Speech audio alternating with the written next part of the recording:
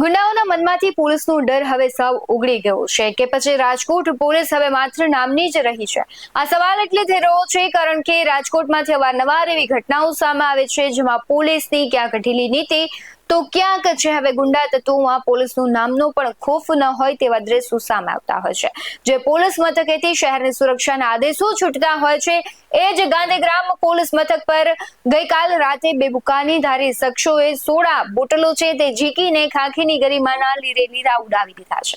નમસ્કાર, Gujarat BS9 TV ન્યૂઝમાં આપની સાથે હું ભગવતી વિશાવડિયા।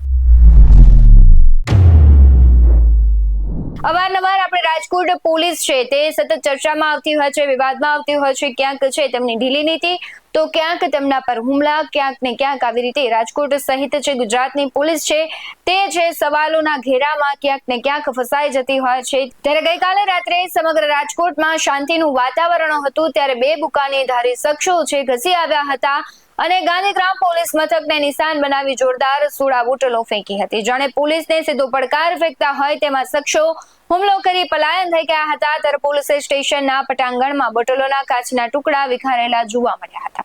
ઘટનાની ગંભીરતાને જોતા ક્રાઇમ બ્રાન્ચ અને LCB ની ટીમો છે તાત્કાલિક ઘટના સ્થળ પર પહોંચી અને તપાસના ચક્રો ગતિમાન કર્યા। જોકે આશ્ચર્યની વાત એ છે કે આટલી મોટી ઘટના બની હોવા છતાં ગાંધીગ્રામ પોલીસ મથકના PI સેજલ મેઘાણી છે મોડી સુધી પોલીસ સ્ટેશન પહોંચ્યા નહોતા।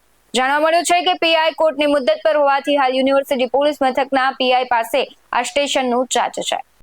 રાજકોટ પોલીસ જ હવે સુરક્ષિત નથી ત્યારે જનતા પોલીસ પાસેથી શું અપેક્ષા રાખશે તે સવાલો ઊભી કરતી આજે જે ઘટના સામે આવી છે।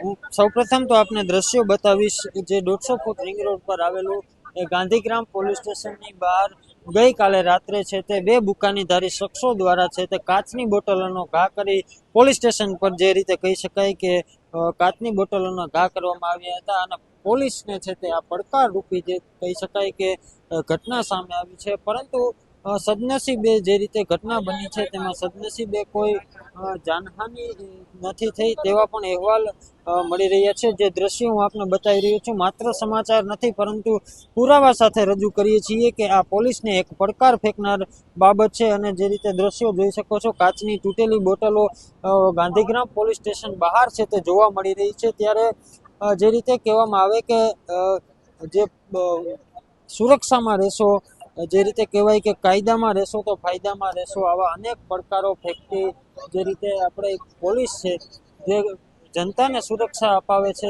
તે પોતે પણ સુરક્ષિત નથી એવા દ્રશ્યો સામે આવ્યા છે। પરંતુ હવે આ બાબતને લઈને પોલીસ કેવી તપાસ કરે છે તે પણ એક સવાલો ઊભા થઈ રહ્યા છે। સામાન્ય જનતા જે પોતાની સુરક્ષાની આશા રાખે છે તે પોલીસ મથક જ હવે સુરક્ષિત નથી રહ્યા। પોલીસ મથક પર જ હુમલો કરીને ગુનેગારોએ પોલીસની ધાક ઓછી થઈ ગઈ હોવાનો સંકેત આપ્યો છે। હાલ પોલીસ CCTV ફૂટેજના આધારે આ બુકાનીધારી હુમલાખોરોને ઓળખવા માટે તપાસ કરી રહી છે।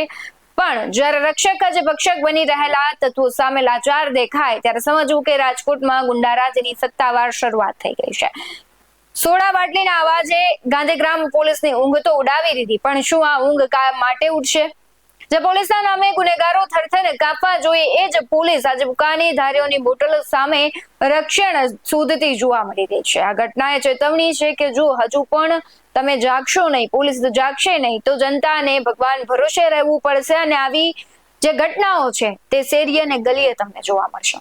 તમારું શું માનવું છે કમેન્ટ બોક્સમાં જરૂરથી જણાવજો। બાકી આવા જ વધુ અહેવાલો સાથે ફરી મળતા રહીશું। તમે અમારી YouTube ચેનલને સબસ્ક્રાઇબ કરવાનું, અમને Facebook અને Instagram પર ફોલો કરવાનું ભૂલશો નહીં। બાકી અમને અપડેટ્સ મેળવવા માટે આપ જોતા રહો BS9 TV ન્યૂઝ। નમસ્કાર।